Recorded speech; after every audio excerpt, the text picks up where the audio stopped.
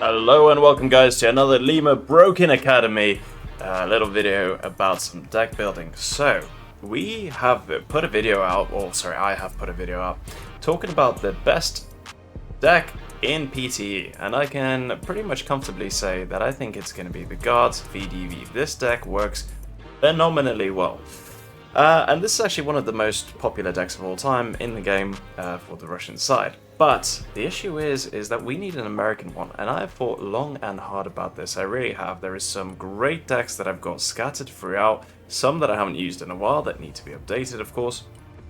When you switch from vanilla to PTE, then your points get absolutely ruined. So what I thought today is I'd talk to you about what the best America one is. So let's just call it US PTE, baby. And look, I would love to get the M8 Thunderbolt in. It is possibly one of the metas, getting these guys to fire 2 shells, 1 shot attack, well, 2 shot a tank, and RTB, but I'm not sure if that is going to be quite enough to fill the gaps that I am thinking of. So you might think that, airborne is the best way forward, but the problem I've got with them is that their helicopters and aircraft points tab is a bit too generous. The problem with PTE is the fact that, ultimately they don't have that many resources up there, but helicopters and aircraft are just way too easy to shoot down. So we definitely need armor. So you do have 3 options here. You've got obviously the Marines, and with them they can offer you the FEPs. You've got armored, obviously. That's all your SEPs, and these are phenomenal. Or you can go for the Leo.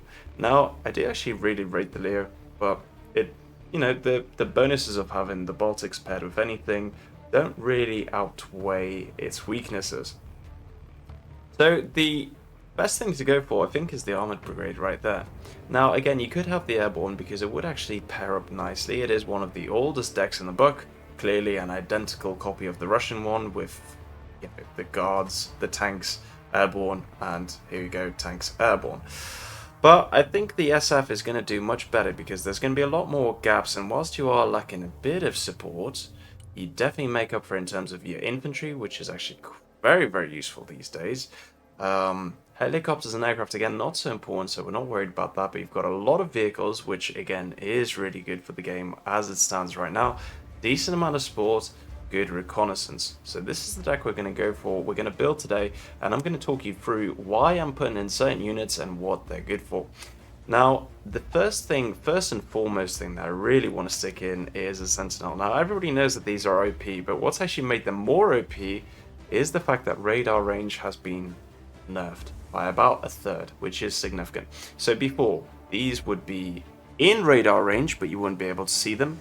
Now, all of the radar is going to be on, but this is going to be out of range. So that is the big difference right there. So I think the Sentinel is going to be an absolute pleasure to use, which is something I'm really excited for. It's no secret that the Cav Scouts and all these units are just absolutely fantastic, and they're going to have to definitely make an appearance. The 2.5 staff alone makes the Cav Scouts really, really attractive, and the fact that they can scout for themselves to shoot those javelins. I really like them, so we're going to stick them in. The way I always build my decks is infantry first, and then the supporting vehicles in at the end. So yeah, don't be alarmed when you don't see that happening. When it comes to the Green Berets, they don't really excel at anything for me. That they're very good, obviously against infantry in this configuration, but there's better boys and girls to do that for me. But they are tempting. For 90 points, they could be a good CQB unit, but at which point I take the Pararescue. So yeah, that's why they're coming in. Usually 1 squad is enough, but I think I might need 2. RRC, here's another squad that is fantastic for short range engagements. AT4 is a buffed one, so it does the same damage as the Moors. But the problem is I've been hearing a lot from people that, the marksman rifles and the machine guns, the heavy, they're still medium machine guns with 7.62, but they hit a lot harder, as do these rifles and stuff like that, so I would be tempted to try out the standoff. But in all fairness, close quarter combat with the ambushy tactics, because these are a perfect ambush unit. With ambush units, you have obviously one either side of the forest, the vehicle drives by, RPGs on the side, or AT4s rather, and these weapons will kill off infantry rather quickly and nicely. Plus 10 armor helps as well, so that's why I'm going to go for the RRC in here. Now I wish I could take more, but that's what you're capped at, so that's a bit of a shame. We always need snipers in the game. You're limited to 2, and I'm actually quite happy with that. You could, if you really wanted to, yeah, I mean, it's only an extra 10 points for the 50 and a couple of RPGs. That is quite, I mean, that is quite tempting, I'll be honest. It used to be a lot more expensive. But the idea of the snipers is that they never fire anyway. So, yeah, that is also an option. And the thing is, people know, well, at the high elos, people know that obviously my elo is 0. I haven't clearly played that well on the PTE yet. And it does actually reset quite a lot. But, yeah, you know what? The thing is, if a little scout vehicle does come up to you, then 2 RPGs might be enough to kill it with the 50. So yeah, for the sake of 10 points, I will actually, usually I keep it like this, but I will actually take it with the 50. Obviously, good bit of range right there, so to help you kill some stuff. Now we do need a reconnaissance vehicle, and what I like is that they've been buffed with their stuff. So 1.5 stealth from 1.25, which is a really, really nice touch. So yeah, we'll put this in. Probably 2 of these vehicles. I like the fact they've got a smoke and a much beefier laser as well. So we're doing really, really well for our recon troops. Now, I'll come back to this later because I'll see what else I think is good to put in the deck. But the MATV, I actually really like to use it. Yeah, it keeps its 1.25. You get a javelin, which is, you know, only 3 shots, but remember it's quick, so you can just get out the way. Yeah, and for 90 points, it's essentially a much more mobile version of the Cav Scouts. Bear in mind, yeah, vision is the same. So you got to keep these things mobile. You got to obviously fire and run. You can't really keep them still as much as you might like to. So they're a good option. A drone is always a good option. This is a high altitude drone, so it can't be. It will get shot down by AA, but obviously at much further range. I also think it's a little bit expensive for my liking. This is obviously a lovely, lovely option right here. Good bit of kit, especially when you put the bit of modernization on it. So yeah, this is fantastic. But no longer does it have its 1.25 stealth, meaning it's not as useful, and it doesn't have a tow missile. I generally don't actually really like using the tanks that are stealthy. They're not actually that stealthy. Their vision is, you know, good, but it's not groundbreaking. And no APS means that they're almost sitting ducks sometimes. I think they're a bit too expensive for what I want them to do. Plus, I will be having the SEP 3 in here, which means that, you know, it can self-spot.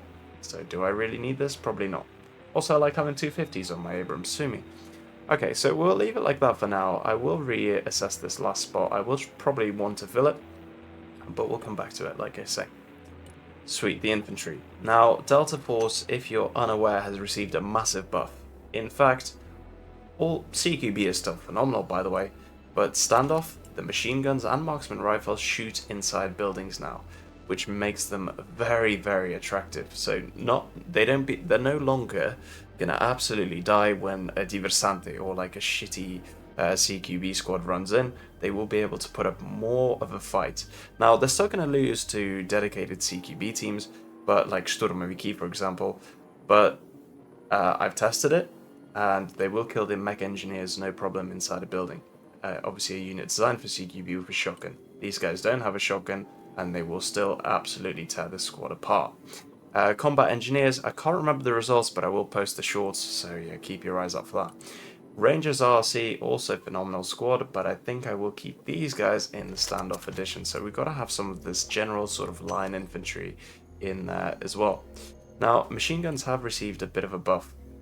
Not much of one, but for 55 points and 2 bazookas, they're kind of attractive, but not enough to make them better than the Mark 47. So that is the long-range infantry and anti-helicopter option right there as well.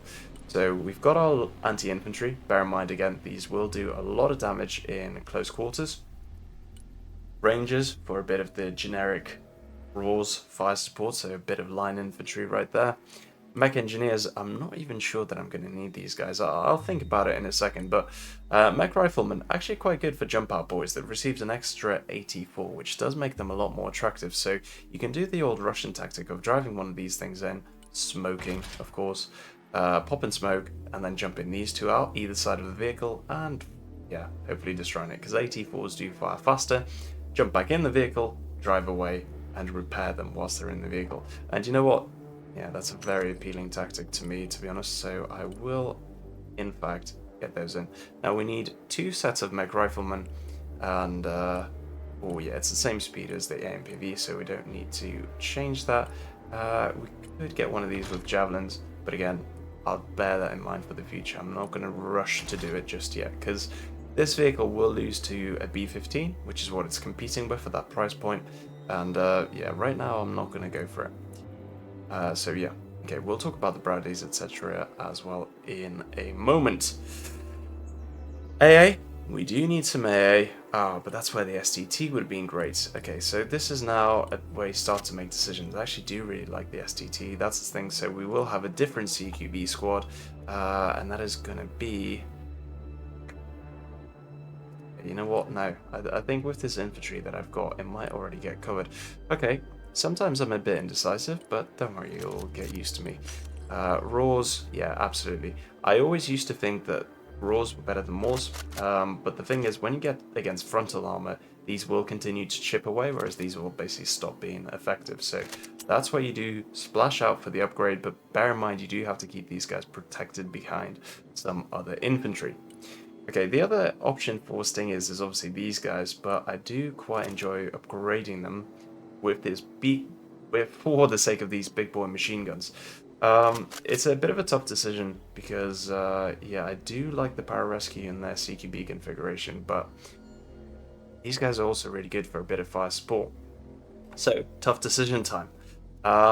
When you can't think of what decision to do, save it for later. The best thing about the SCT is obviously they keep their stealth and they get a laser, which is really, really good. One of the best things about them. They've got 4 shots as well, and this works. These weapons, they work super fantastically just behind these guys. So again, when you pair these two up, very expensive, granted, but they're borderline unstoppable. So the question is, you get an extra 30 points for these guys, and if you want javelins instead of here, then it's an extra 30 points. So 60 points per 2 squads that you deploy. So that is a tough decision. As it stands, alright, okay, I'm going to relent. I'm going to try and go for cheaper, because cheaper is better on this game. Yeah, so we'll do it this way. We do have the javelins here, which is quite nice. Not that many, but because of the shortage of javelins there, I think I will actually go for my MATV. Javelin aim time is 3 to 4 seconds still, which is a little bit frustrating because these guys don't have smoke either, but it is a 1,500 meter range thing. Hopefully I won't have to rely on javelins too much, because ultimately right now the best tank killer is the tank. So we'll see. We'll see with the vehicles. You know what, why don't we just get into the vehicles already? So we've got the SEPs. Again, air power, by the way, have to get yourself pack 3, actually 2 of them I'd recommend.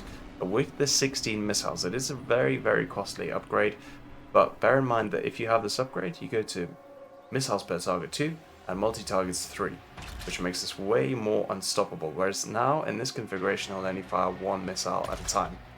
You always have to put the armor upgrade on the pack 3s, always do that, and if you want to waste a few points, then yeah, it's sometimes kind of nifty to have a machine gun on it. But it's not necessary, so I won't be relying on that. We'll get a short ride out. Now I do like the linebacker. I do really like having the Stingers and the Hellfires on it, because the Hellfires do more damage and they can obviously target infantry, etc. But unfortunately they're just a bit slow firing against helicopters, so that's why I stick to the Stingers. Plus radar on, it makes a much more better version of the Lav AD. You will need 2 of them, but that's okay. Always upgrade the armor, because then it means Seed can't one-shot you. Configuration. Engine, not critical, but these are painfully slow if you don't upgrade the engine. We do have a bit of a problem where our supply is starting to dry up, especially because of how expensive the packs are. 1 is actually sufficient, 7 minutes resupply time, but like I say, air is kind of weak now, and you will be able to get away with these bits of shore ride right there, mainly against your helicopters, but obviously the intercept Seed missiles as well, quite comfortably with this 30mm cannon. So yeah, there we go. It is becoming an interesting deck already. I actually yeah, I am quite interested to see where it goes. So we've got the separate here. We are going to put the armor on it because it just gives us an extra 50. That is the main objective. Extra HP isn't the thing that I'm actually going for, although you can buff it even more at the cost of speed.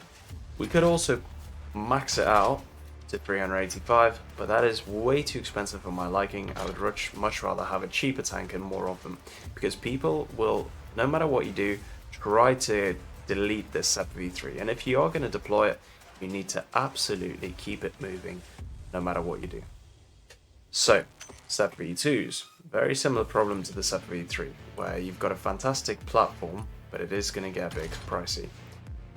I will put the APS on this guy, and actually I will start to make it a little bit more expensive. It's more expensive than SEP V3 here, but I'm not too bothered because it still has a great gun. You've still got your APS, which is fantastic, and you are going to be delivering a lot of firepower on the battlefield. This is the problem. 6 tanks and you almost burn your budget. Do we need ATGMs? Yes, we do, because they're primarily going to be firing against infantry for you, which is very, very important. So yeah, definitely recommend that.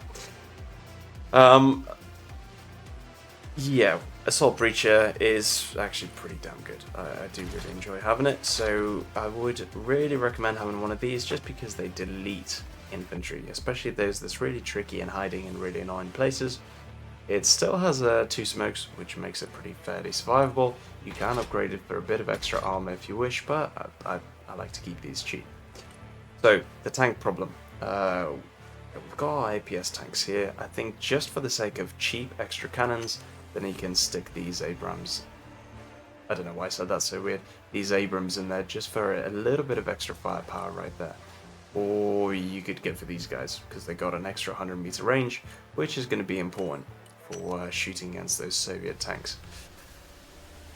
So far it's shaping up to be a bit of a deck that I need to edit. I'm happy with a lot of it, but there's definitely some things that I want to change. So for example, this vehicle tab, I think SEP V3s, do I really need 2 of them out on the field? Yeah, they've got the best cannon and they've got the mixture of heat and HE, but do I need that? Do I really need that extra improved cannon? Because the SEP V2 is almost as good with APS for a very, very similar price. It's a tough one. It's something we're going to have to experiment, but I think what I can do is lose one SEP V3 and have more of these guys instead, because they're still going to be delivering a lot of firepower to the battlefield. Essentially, these are going to be gun carriers only, so I don't actually need them to do much penetration or much work in that field. I just need them to shoot at a long range. They're going to be hiding behind the SEPs here, so that's the combination. In fact, I'll put them together, and I'll keep this Assault Breacher just because it is very effective at what it does. And there we go. I am much more happy with this setup right now.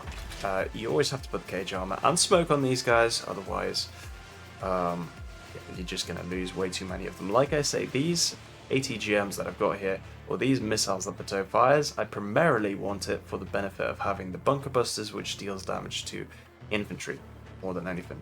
So yeah, this is becoming a very heavy vehicle deck, which again, in PTE, is quite a good thing to have. So, what do we need to cover next? We've got our AA setup, we've got our ground dominated. This infantry is going to absolutely kick ass on the ground, no doubts about that. What are we missing? I think close quarters, that is actually quite tempting to have. Yeah, I'll have these guys more of as my close quarter RPG squad, because those RPGs can still do a fair amount of damage to other teams. We could go for the Mech Rifleman. They do have a shotgun. They are a lot cheaper than 30 points, but yeah, these just clap infantry way, way better.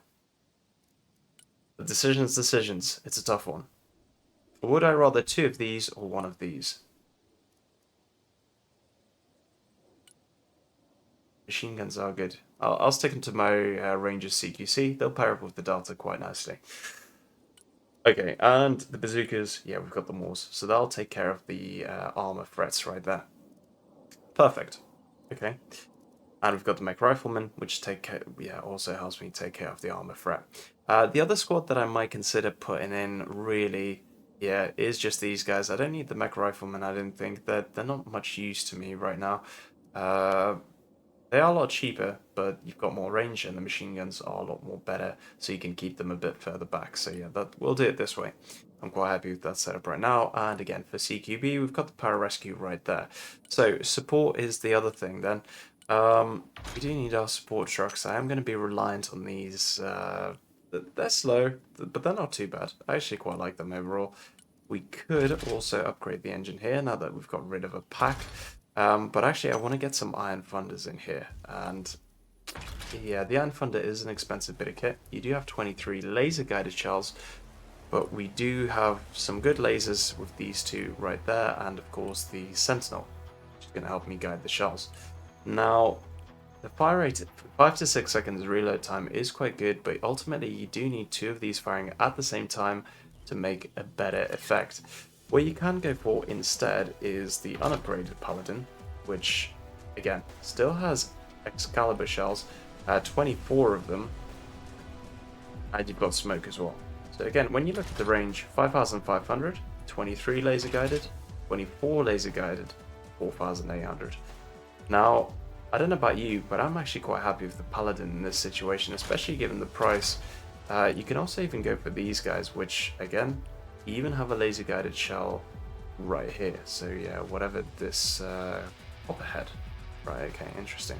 So the Copperhead is laser guided. There's only 6 of them though, so kind of, it's not enough for the purpose that I have them in mind for. Fire rate, 8 to 10 seconds. Paladin, 8 to 10 seconds. About 100 point price difference though, so it's your decision what you want to go to. In this situation, I'm going to have to go like this way, and I'm going to see what cuts I can make. Right, that's not going to be enough. Okay, we're going to have to get rid of this. That wasn't enough, no way. So there's a bit tight on points here. Okay, that is the compromise I'm going to have to make. Bear in mind, supply is not as important because you've still got helicopters and vehicles provide supply to infantry as well. The whole idea of this Paladin is that I fire 2 laser guided shells at the same time and move immediately. So yeah, 2 laser guided shells kills most vehicles, and that suits me just right. I'm quite happy with this setup. We do that, we can't afford it anyway, so that's absolutely fine. Good vehicle, not going to change my decision on that front. And that's all we can do for the support tab. Okay, let's have a look at some helicopters then. Killer eggs, I think they're weak now, and you basically don't want them to get shot at all. So killer eggs, I'm going to keep them in the 35 point configuration for just sneaky, cheeky backline breaky. Comanche is a fragile beast, but the Hellfires do, and the ECM and the health do make it actually quite a decent vehicle. So best configuration I've found for the Comanche is like so, 195 points, a little bit on the pricier side. Get 2 of these together, smash in, fire the missiles, fire the Hellfires, and get out immediately. So the Hellfires that you're firing, they are semi-active. Hopefully you can keep line of sight. The ones on here are semi-active, sorry, on DAP are semi-active as well, as far as I believe. Yeah, there we go. So you don't have any terminal guidance Hellfires, which is a bit of a shame, but ultimately I want the DAP for the purpose of autocannons, yes, very good, and stingers. So this is your AA helicopter. Works really well. The 4 of them work perfectly well together, and obviously you can transport 8 men in. So for example, yeah, 6-man squads fit into this quite nicely. You can deploy them wherever you like, and it works really, really well. We've still got more points, so speedy, big supply dump. You're of course going to be reliant on the Osprey here, which is quite cool. Right, we can move on to the air. So like I say, the problem that you've got now is the fact that AA shoots stuff down extremely well, like unbelievably well. 2 of these with their 20% ECM and high health could not sneak through the Russian AA in the previous game that I played, which is kind of concerning. So what are your options? It is risky to play with F-35s, but that is ultimately the best way to keep the enemy fighters at bay. So yeah, we sacrificed 1 pack, but we'll make up for it with a Raptor. I actually think that it's going to be better off with Abrams instead of the JATMs, the M260, just because they seem to work better, they track better, and they just feel a lot better to use. Now you are going to have to close in on the enemy, fire the missiles, and RTB immediately. You can't keep it loitering for too long. I love this vehicle. I wish I could use it more, but again, same story as this. It is absolutely going to get shot down. Now, if you want a dirt cheap decoy, then this works really well now. So you could have one of these in to allow your F-35s to finish the mission, and it is a fairly good tactic, but I think just overkill being fixed and AA working so well, it's really not worth the risk. Like, my question to you is, what can this kill that either your tanks or RT cannot? Yeah, like tornadoes and stuff, but usually they fire and they RTB immediately, so that's not really worth it.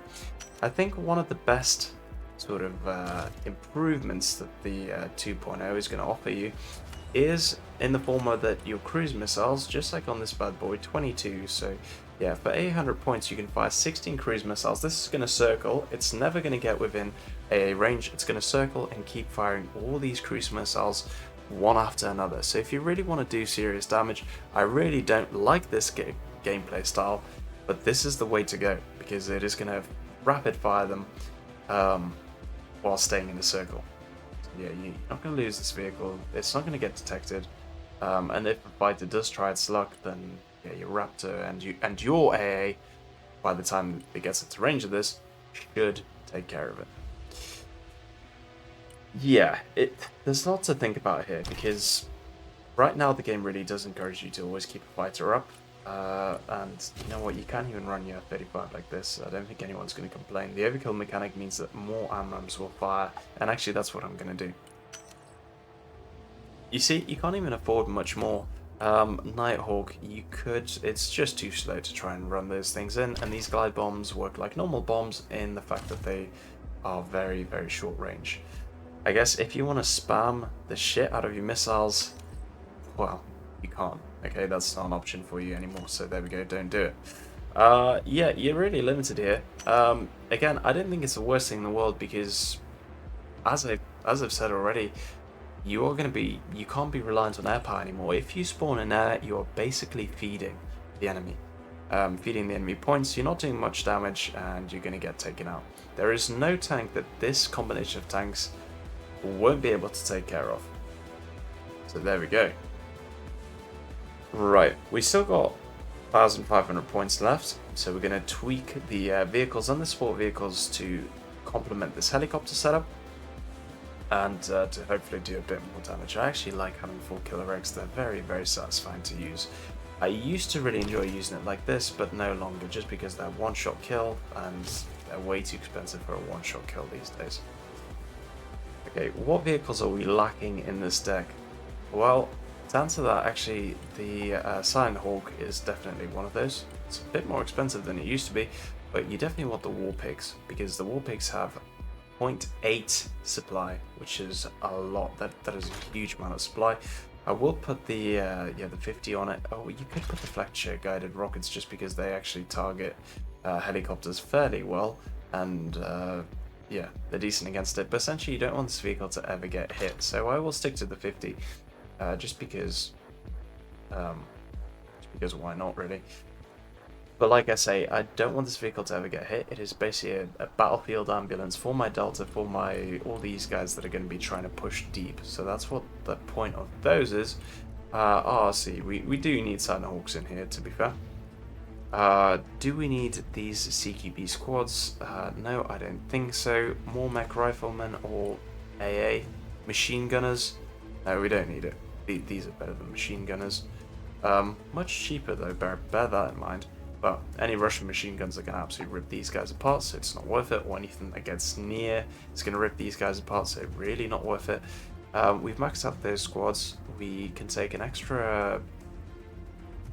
We don't really need an extra one of those. Definitely can do with a couple of AT4s. AMPV can be a javelin for us. Now, what did we decide on the recon tab then? We definitely need...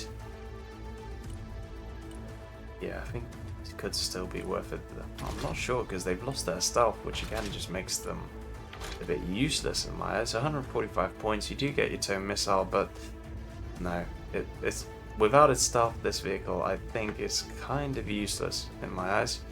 It's very expensive for what it is, so instead we can rely on Bradleys for these guys. So, okay, let's jig this around. You, sir, you're going to get the Bradley now. We'll find another spot for the vehicles. We do need to put a bit of armor on them because they're a bit pathetic without it.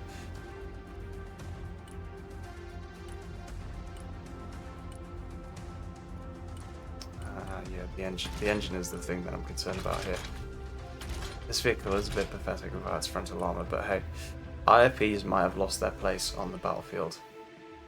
In all fairness, yeah, just a couple of engine. It's just a, no, it's really not worth it, right? 2 Bradleys, Rangers. You're going to be brought in on the arse of, and that's going to have a Mark 47 on it. So Ranger with a Mark 47 is a beautiful, beautiful bit of kit. Okay, cool. Those vehicles look good to me. I would like to get an AMPV in there with a bit extra armor and javelin right there. That's fine, we'll get one of these in. Not sure how much use it will be, but I guess in a combined sort of arms configuration, it might come in handy. Okay, in the recon tab then, you want some flyers because they work fantastically well, especially with 30mm autocannon right there. That works great. Good amount of supply in it as well, so you can rearm a lot of troops rather quickly with a speedy little vehicle, as is the RSOV, by the way. It's even faster, same amounts of supplies, so we do like those. We do need the Silent Hawk, so we've got that in there, sweet. Rangers RRC, the snipers can come in on little birds. Little birds, by the way, always put the vision on them, just because it really does help you scouting. And that's pretty much, well, dare I say it, SEP-V3, by the way, 525 on the gun with... Yeah, okay, so what if I do try to use a SEP-V3 here? Or the SEP-V2 to 500 on the gun there. It is actually a bit of an attractive option. The 1.25 stuff could come in handy, 2000 vision, whereas this is 1750. But the health is, oh, this is where decisions. Now, I would like the firepower instead. I don't think a SEP is going to be the right decision. I would rather these vehicles with their quick smash and dash. Instead, we've got the vision covered here, and that is, as far as I'm concerned, that is quite your perfect deck for PTE. So let's go over its strengths and weaknesses. By the way, we do still need to max out the points, so let's do that. Oh god, that's a lot of mech riflemen. We won't be needing that many. Oh yeah, I needed one of those, how could I forget, one of the transport vehicles. So yeah, 3 of these now. Yeah, battlefield taxis. Put the smoke on them. By the way, really good tactic these days is to smoke, to jump the infantry out, smoke out, and then jump the infantry back in. Very, very good tactic. Works an absolute dream these days. And it means you don't have to waste the vehicle smoke, which is a really, really good thing to do as well. Again, we're a bit low on the supply, but again, these guys are just going to be delivering a lot of supply for us straight to the troops on the front line. So yeah, that's a good thing right there. We could upgrade it, but I just don't think it's going to work. We'll stick to the 50. Sweet. Are there any questions so far? Please do let me know in the comments below. Got anti-infantry, anti-tank is covered, anti-tank is covered. Bit of long-range stuff. Let's get a bit more of it. We've got our A man pads. We've got our SHORAD. It would be nice to take another one. We've got some RT. Not enough RT for my liking, but that's okay.